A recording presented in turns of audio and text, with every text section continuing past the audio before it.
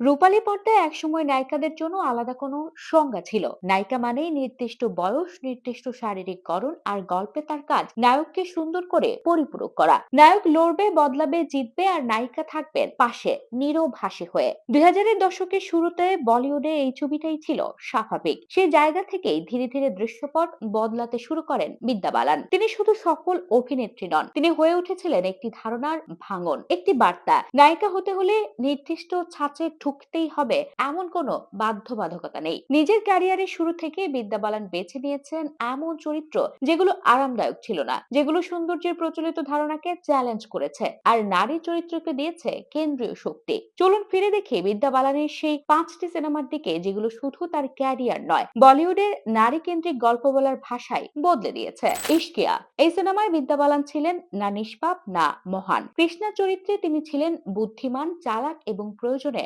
নির্মম একজন বিধবা নারী, যিনি দুই পুরুষকে ব্যবহার করেন নিজের বেঁচে থাকার লড়াইয়ে। এই চরিত্রটা দেখিয়ে দিল নায়িকা হতে হলে ভালো মেয়ে হতে হবে, এই ধারণা সম্পূর্ণ ভুল। বিদ্যার কৃষ্ণা পছন্দ করার মতো নাও হতে পারেন, কিন্তু তিনি শক্তিশালী আর তিনি গল্পের চালক। বলিউডে এমন নারী চরিত্র তখনও বিরল। দ্য ডার্টি পিকচার এই সিনেমার আগে বলিউডের সাইজ 0 ছিল ট্রেন্ড। পাতলা না হলে নায়িকা হওয়া যাবে না, এমন এক অদৃশ্য নিয়ম ছিল। বিদ্যা বালান করলেন ঠিক উল্টোটা। সিল্ক চরিত্রের জন্য তিনি ওজন বাড়ালেন আরো 12 কেজি। কিন্তু বিষয়টা শুধু শরীর নিয়ে ছিল না, ছিল নারীর যৌনতা নিয়ে। তিনি এমন এক নারীকে পর্দায় আনলেন যিনি নিজের ইচ্ছায় শরীর আর উচ্চাকাঙ্ক্ষা নিয়ে কোনো লজ্জা বোধ করেন না। দ্য ডার্টি পিকচার বাণিজ্যিকভাবে বিশাল সফল হয়। কাহানি গর্ভবতী নারী মানেই দুর্বল, সুরক্ষার প্রয়োজন আছে।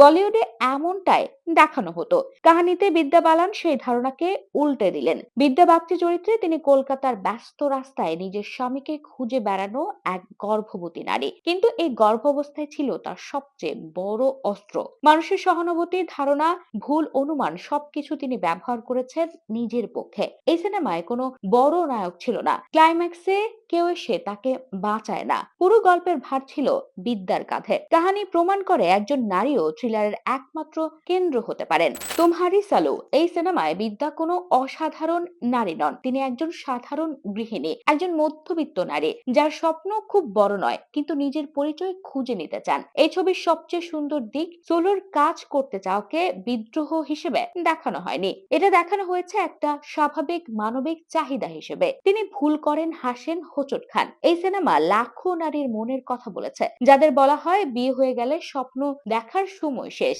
শেরনি শক্ত নারী চরিত্র মানে আগ্রাসন, ক্ষমতার প্রদর্শন, এমনটাই আমরা ভাবি। শেরনিতে বিদ্যা বালান দেখালেন ভিন্ন এক শক্তির ছবি। বিদ্যা ভিনসেন্ট চরিত্রে তিনি একজন বন কর্মকর্তা, নীরব, শান্ত, নিয়ম মেনে চলা। তিনি লড়াই করেন পুরুষতান্ত্রিক প্রশাসনের সঙ্গে, কিন্তু উচ্চ স্বরে নয়। এই সিনেমা দেখায় নেতৃত্ব মানে জোরে কথা বলা নয়, শান্ত দৃঢ়তাও শক্তি হতে পারে। বিদ্যা বালানের এই সিনেমাগুলো একটা কথা পরিষ্কার করে দেয়, নায়িকা মানে সৌন্দর্যের মাপকাঠি নয়, নারী চরিত্র গল্পের কেন্দ্র হতে পারে। এই কারণেই বিদ্যা বালান শুধু অভিনেত্রী নন, তিনি একটি পরিবর্তনের নাম।